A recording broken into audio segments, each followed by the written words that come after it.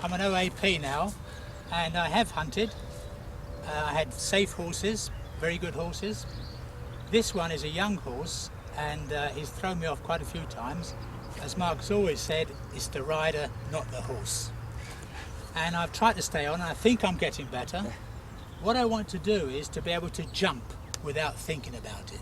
At the moment, I'm still slightly nervous, to be frank.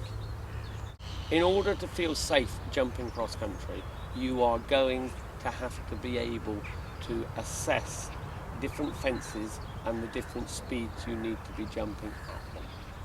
Therefore, it is obviously there are certain fences that it is appropriate to go and attack, if you like, and there's certain other ones that if you attack, you're only going to A&E. So identifying those is extremely important.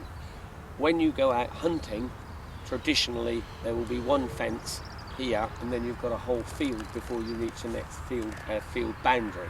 So you have plenty of time between your fences. If you start going cross country, you will meet things like combination fences, and they are one prime example of where you have to slow down. So we want you to be confident that going up and down through the gears on this horse at a speed that would be appropriate for most fences. Bear in mind that most cross-country fences have an element of width. Even if they're only a log, they're still probably as wide as they are high. So the appropriate speed for cross-country will probably be quicker than it is if you were doing show jumping. When you come to jump the fences cross-country, as you have got older, as I have got older, our reactions slow down. Therefore, we have to stack the cards more in our favour and make sure that we're approaching them at a speed with which, when something happens, we can cope with it. If we're going at 40 miles an hour, things happen so quickly, next thing we know, we're in the new now, and off we go to A&E. Whereas, if we've slowed them to 15 miles an hour, we have a fighting chance of being as quick as the animal. Remember, this animal has only as a species survived because it's quick. And as we get older, it becomes, the youngster in particular, becomes too quick for us in many occasions. If you like to have a look round, you see the white flags all the way around. Would you like to have a trot round there, first of all, just so that, the reason I ask you to trot round is very simple. Right? If he's going to spook at something, a hedge, something, you know, pheasant to get up, whatever it is, I'd far rather he did it in trot, because when you're trotting at 8 miles an hour, if he does something, there's a realistic chance you're going to stay there. If you're going along at 38 miles an hour and he goes sideways, the chances, the cards are stacked against you. All we can do is to stack the cards in your favour. Nothing is ever guaranteed with horses, but if we stack the cards against you long enough and hard enough, guess what? It'll go pear-shaped. So we're going to do our best to stack the cards in your favour. Right, off you go then.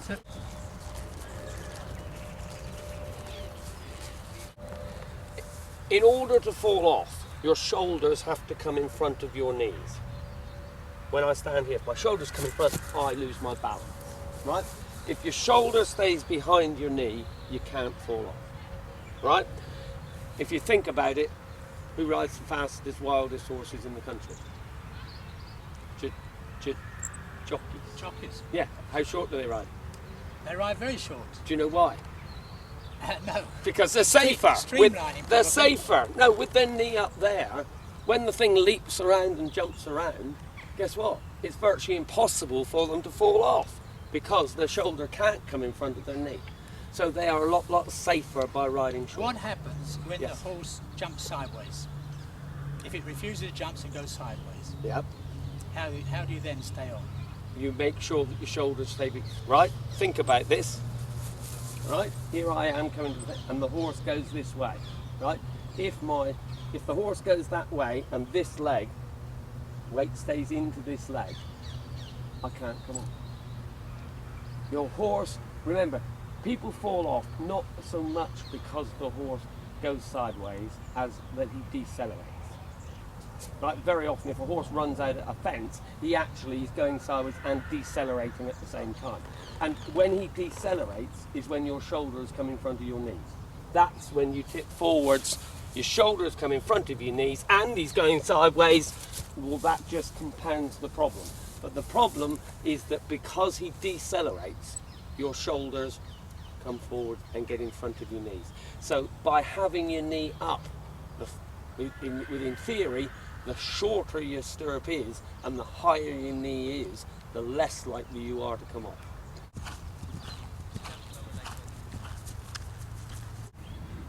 We like what we saw when you were going round because obviously the horse was going in a calm manner for you, right?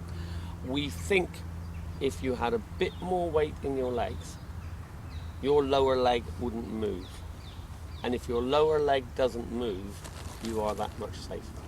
If your lower leg, you tend to do what an awful lot of people of our age do. We were taught to ride by gripping with your knees. And if you grip with your knee, your lower leg gets on the swing. And when your lower leg flies back, your heel comes up, and that's when it's very easy to come off. So very much the weight in your legs. The more you can do when you go out, it doesn't matter whether you're doing it in trot or in canter, standing up in the stirrups is a tremendous way of building strength to make you safer when you jump.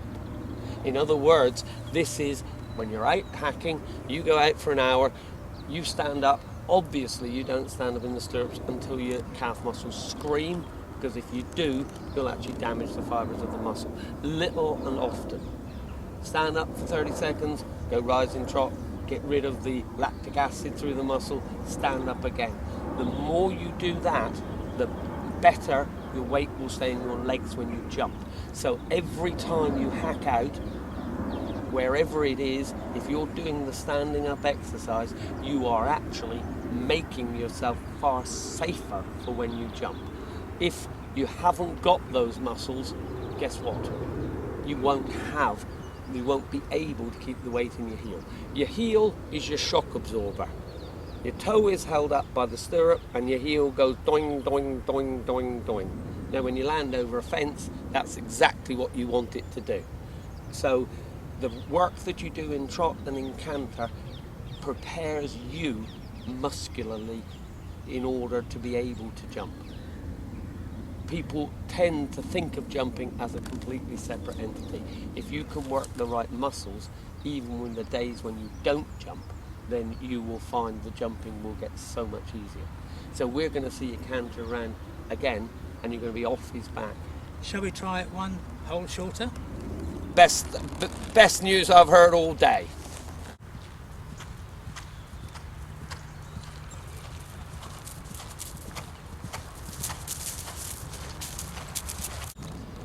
Ever so important as we get older, we get that flexibility in our ankle. As we get older, we all get stiffer in our joints, and that joint is the most important one when we jump. So if all the time we're cantering, we can be loosening that joint up, it's going to help tremendously. What we'd like to see, right, the sort of pace that you're going at the moment, you would say was a nice show jumping canter, right? Now when you start jumping cross-country fences that have a bit more width to them, we need to be a little bit more forward. So what I'd like to see him do this time, right, is go round 5 miles an hour quicker, right? Okay. 5 miles an hour quicker would be the right sort of speed to be thinking about going cross country. So we'd like him this time 5 miles an hour quicker, just moving on a little bit more. Okay. Into what I call, instead of a show jumping canter, a bit more of a cross country canter.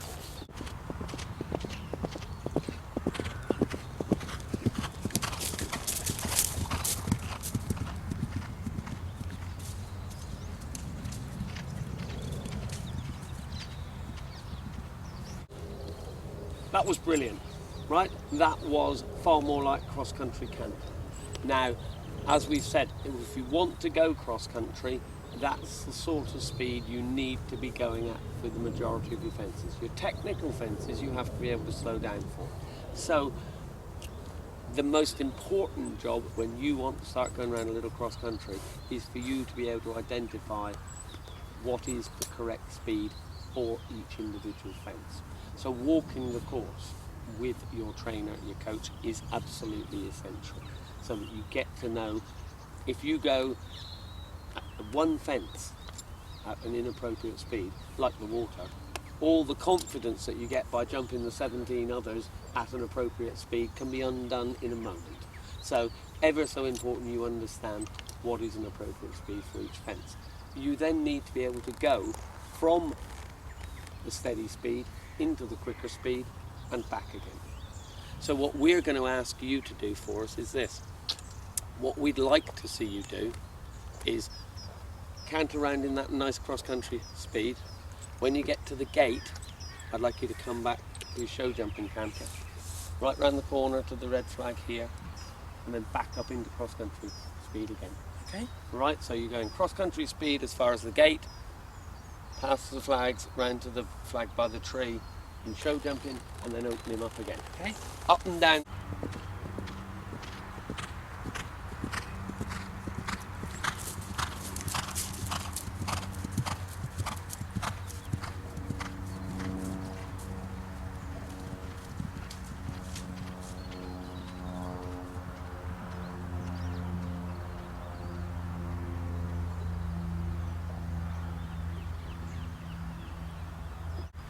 What was so brilliant about that, David, was that the rhythm didn't change.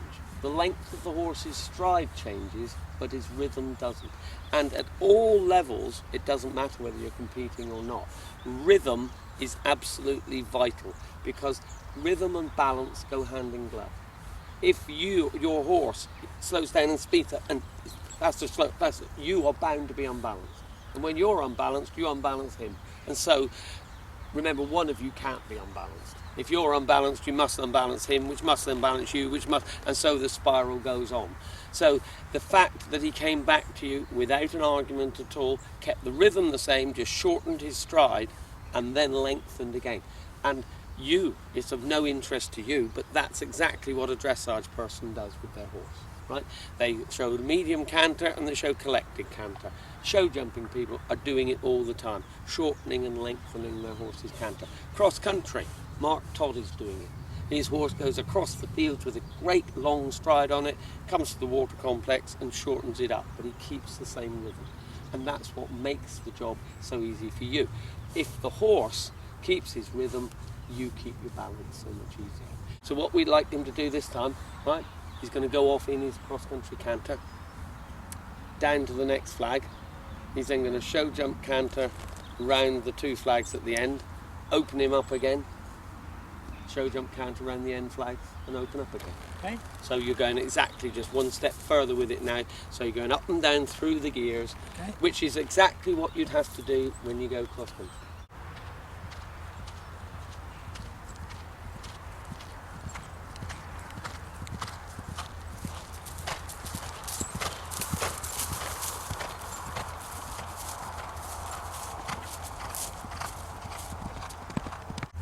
Obviously that looks great in that you're able to go up and down through the gears easily. Yeah, I feel you are now ready to go and do a little cross-country session, right? Putting into place exactly what you've got now, which is the control when there aren't any jumps. If you haven't got control when there aren't any jumps, you aren't going to have control when there is jumps. It's nice to see him in this rhythm and going like this for you. So if in doubt, be a little further back rather than in front. That applies again with the jumping. Of course, nobody wants to be back and have a short rein. If you're back and you have a short rein, you're going to remove the horse's teeth.